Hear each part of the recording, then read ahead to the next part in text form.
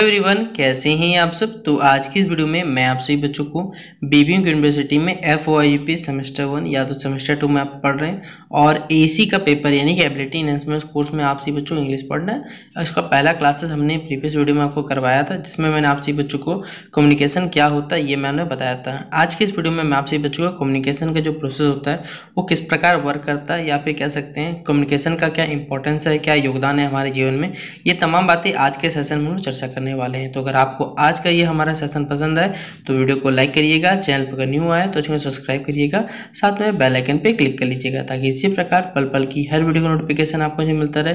Description box में Telegram group, Facebook page का link मिलेगा, जहां पर आप हमसे जुड़ना चाहें तो जुड़ सकते हैं। इसके बाद कोई अपडेट आएगा तो सबसे पहले वहां पर आपको शेयर किया जाएगा। ठीक है, देखिए क्या है कम्युनिकेशन प्रोसेस, यानी कम्युनिकेशन जो पूरा कह सकते हैं हम लोग एक जगह से दूसरे इन्फॉर्मेशन पहुंचाते हैं, वो किस प्रकार ये घटना घटित होती है, इसके लिए हमें उस विधि को जानना पड़ेगा। तो उसी विधि का नाम हमारे पास क्या होता है, ये मेथड का नाम हमारे पास क्या है, कम्युनिकेशन प्रोसेस है।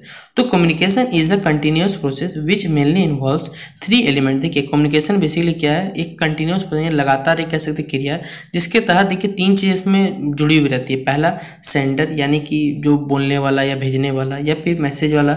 सेंडर यानी कोई कुछ भेजेगा, क्या भेजेगा भाई, तो मैसेज भेजेगा, इन्फॉर्मेशन भेजेगा। और जो रिसीव यानी जिसको भेजा जा रहा है उसको क्या कहते हैं, रिसीवर कहते हैं। तो इन 3 चीज़ों का क्या रहता है, सबसे ज़्यादा योगदान रहता है किसी भी कम्युनिकेशन प्रोसेस में।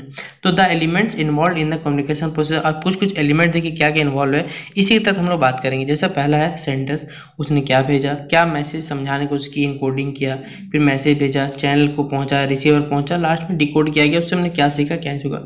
और इसी के बीच में हमारे पास एक फीडबैक नाम का भी वर्ड आएगा। फीडबैक मतलब होता है कि आप उस चीज़ के बारे में क्या अच्छा जानते हैं, क्या बुरा है। जैसे कोई भी कंपनी का प्रोडक्ट खरीदते हैं, वो बोलता है कि सर आप इसे हम रेटिंग दे सकते हैं या फिर फीडबैक बता सकते हैं कि आपको कैसा लगा। तो उसी प्रकार यहाँ पर भी सेंडर है, हमारे पास है इनकोडिंग है, मैसेज है, चैनल है, रिसीवर है, डिकोडिंग है, और साथ साथ हम लोग पढ़ने वाले हैं। अब हम लोग फीडबैक भी पढ़ेंगे इसमें। तो यहाँ पर देखिए बताया गया सबसे पहले सेंडर। सेंडर मतलब क्या होता है, वह व्यक्ति या फिर वह कह सकते हैं पर्सन जिसके थ्रू कम्युनिकेशन पर स्टार्ट होता है, यानी मैसेज जहाँ से जनरेट होना स्टार्ट होता है, उस व्यक्ति को या फिर उस चीज़ को हम लोग क्या कहते हैं, सेंडर के नाम से जानते हैं। तो the sender of the communicator generates the message, यानी सेंडर बेसिकली वो बेसिक व्यक्ति है जो मैसेज जनरेट करता है, या फिर कह सकते हैं मैसेज को रिसीवर तक कन्वे करने की कोशिश करता है, उस व्यक्ति को बुलाया जाता है।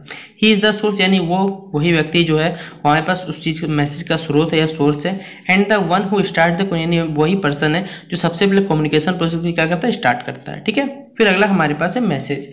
It is the idea information, यानी मैसेज में क्या हमारे पास आपके विचार हो सकते हैं, आपका आइडिया हो सकता है, सूचना हो सकता है, तथ्य हो सकता है, फीलिंग हो सकता है, जो भी चीज़ आप लिखना चाहें उस मैसेज में आप लोग क्या लिख सकते हैं। और यही मैसेज जो है सेंडर द्वारा भेजा जाता है और लास्टली पहुंचता है किसके पास है, हमारे पास तो रिसीवर के पास ये मैसेज पहुंचता है। ठीक है, अगला हमारे पास है इनकोडिंग करना, यानी the message generated by the sender is encoded symbol की such as in the form of words, picture, gesture etcetera before it is being conveyed. देखिए जो नहीं, जैसे आप क्या करते हैं, हम लोग देखिए पत्र लिखते हैं, पत्र में क्या होता है, अगर आप 4 लाइन पत्र खत्म करते हैं, इसका मतलब ये नहीं है कि आप अपने विचारों को 4 लाइन समाप्त कर दीजिए। उस 4 लाइन का मतलब क्या रहता है, जैसे कविताओं में क्या होता है, 4 पंक्तियां जरूर है लेकिन उस 4 पंक्तियों का मतलब देखिए बहुत गहरा होता है। उसी प्रकार जो मैसेज जो रहता है हमारे पास, उसमें क्या रहता है, जो सेंडर जो भेजना रहता है वो सिंबल के रूप में इस्तेमाल कर सकता है, कुछ वर्ड्स के रूप में, पिक्चर रूप में, और अपने विचारों को क्या करता है, वो इनकोडिंग करता है मैसेज के थ्रू सिंबॉलिक फॉर्म में।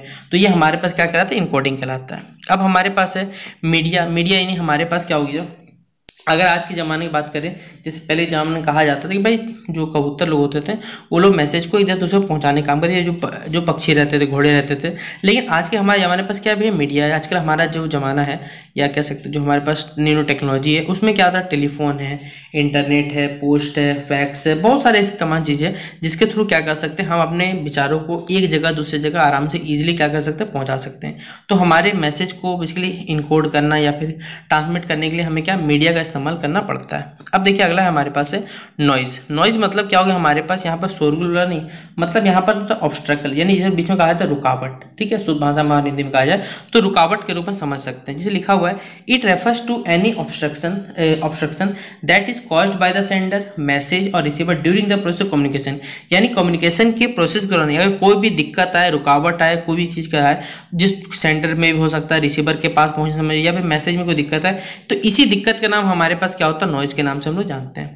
For example bad telephone connection, faulty encoding, faulty decoding, inattentive receiver, poor understanding of message due to the prejudice और इनअप्रोप्रिएट गैसेट। देखिए मान के चलते हैं हमारे पास वेदर कंडीशन खराब है, जिस वजह से क्या हो गया, टेलीफोन का कनेक्शन जो हो गया वो खराब है, आपने कुछ मैसेज बोला, सामने वाले ने कुछ सुना, इस वजह से भी क्या होता है कि हम लोग कुछ उल्टा समझ जाते हैं और हमें दिक्कत होता है। तो नॉइज से होने भी क्या, नॉइज मतलब कोई रुकावट पैदा होना, तो कोई काम करे, रुकावट का नाम हमारे पास क्या हो जाएगा, नॉइज हो जाएगा।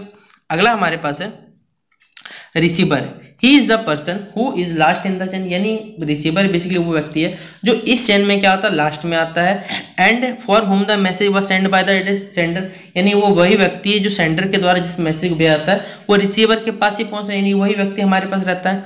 Once the receiver receive the message understanding in its proper perspective and acts according to the message, only then the purpose of communication successful. देखिए कम्युनिकेशन कब सक्सेसफुल होता है, अगर आपसे पूछा जाए तो भाई कम्युनिकेशन तभी सक्सेसफुल होगा जब आपके द्वारा जो बात समझाया जा रहा है किसी को, से एग्जांपल है, मैं आपसे बच्चों को पढ़ने के लिए बोल रहा हूँ, लेकिन आपसे बच्चे एग्जांपल से समझ लेते हैं, भाई पढ़ने में मन नहीं लगा रहा है। देखिए जिस दिन आपके पास पेपर आएगा, आपका पेपर का डेट शीट जारी हो जाएगा, तो आप लोग आराम से फिर से पढ़ने स्टार्ट करें। क्यों?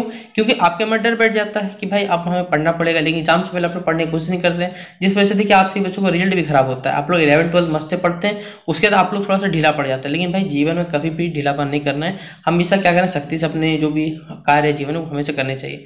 तो कम्युनिकेशन भी इसी तरह, अगर कहीं पे दिक्कत आएगा हमारे पास तो इन्फॉर्मेशन नहीं पहुंच पाएगा, लेकिन रिसीवर वो व्यक्ति है अगर मैसेज सही से पहुंच गया, सब कुछ रिसीवर समझ गया क्या बताना चाह रहा है, क्या समझाना चाह रहा है, तो इसी चीज को हम लोग क्या कहते हैं, तब बोलते हैं कि हमारा जो कम्युनिकेशन प्रोसेस है वो पूरा सक्सेसफुल हुआ है। अगला हमारे पास है डिकोडिंग करना। It is the process of converting the symbols encoded bye the sender. ये देखिए मान के चलते हैं हमारे पास किसी लेखक ने, या कह सकते हैं जो हमारे पास कवि जी है, उन्होंने क्या किया, कह सकते कवि लिखा, तो कवि हो ना कविता लिखा, उस कविता में देखिए 4 लाइन लिखा गया, लेकिन उस 4 लाइन का भाव जो रहता है वो सामने वाली पार्टी यानी कि जो सामने जिसको भेजा जा रहा है, अगर वो समझ लेता अच्छे से कि क्या बोला जा रहा है, क्या, तो इसे क्या कहलाता है, हमारे पास डिकोडिंग कहलाता है। तो after decoding the message received by the, जैसे मैसेज डिकोड किया जाता है, मतलब समझ जाना कि भाई ये मैसेज जो है वो रिसीव कर लिया गया रिसीवर के द्वारा। अगला हमारे पास है फीडबैक। आप लोग भी जानते हैं इस फीडबैक को कुछ बताने के एक्स्ट्रा नहीं, हमारे पास फीडबैक मतलब होता है अपने बात विचार उस चीज़ के बारे में रखना। जैसे कोई प्रोडक्ट खरीदिएगा तो भाई कंपनी वाला, जैसे कोई खाना ऑर्डर करिए, जोमेटो, स्विगी, ये जो भी आपके पास आसपास जो भी प्लेटफॉर्म है, तो आप वहाँ से रखें, तो वहाँ पर तो बोलते हैं भाई अगर कोई दिक्कत होता है आप अपना फीडबैक मतलब राय बता सकते हैं, हमें अच्छा लगा, आप रेटिंग दे सकते हैं 1 स्टार 2 स्टार। इस प्रकार फीडबैक हमारे पास क्या है, जैसे बताया हुआ यहाँ पर कि once the receiver confirms to the sender that he was received the message understood. देखिए जब रिसीवर बेसिकली जो सेंडर जो भेजने वाला होता है, रिसीवर पूछता है कि भाई आप इस मतलब मैसेज मतलब समझ गए, कोई दिक्कत नहीं है, तब हम समझते हैं कि भाई इसका सब कुछ सही चल रहा है। It is the process of communication, तभी हम लोग मानते हैं कि हमारा जो कम्युनिकेशन प्रोसेस बेसिकली वो कंप्लीट हो चुका है। तो ये हमारे पूरे मैंने आपसे ही बच्चों को देखिए कम्युनिकेशन का प्रोसेस समझा दिया, सेंडर क्या होता है, इनकोडिंग क्या कहलाता है, मैसेज हो गया, चैनल हो गया, मैसेज कहते हैं देखिए चैनल आता है, रिसीवर होता है, डिकोडिंग होता है, ये तमाम बातें मैंने आपसे बच्चों को पॉइंट वाइज समझाने की कोशिश की है। तो आशा करूंगा कि आपको आज का ये हमारा सेशन पसंद आया होगा। अगर आपको आज का हमारा सेशन पसंद है तो दोस्तों को शेयर करने में कमी मत करिएगा। मिलते हैं इसी प्रकार नए वीडियो पे, तब तक के लिए जय हिंद जय भारत।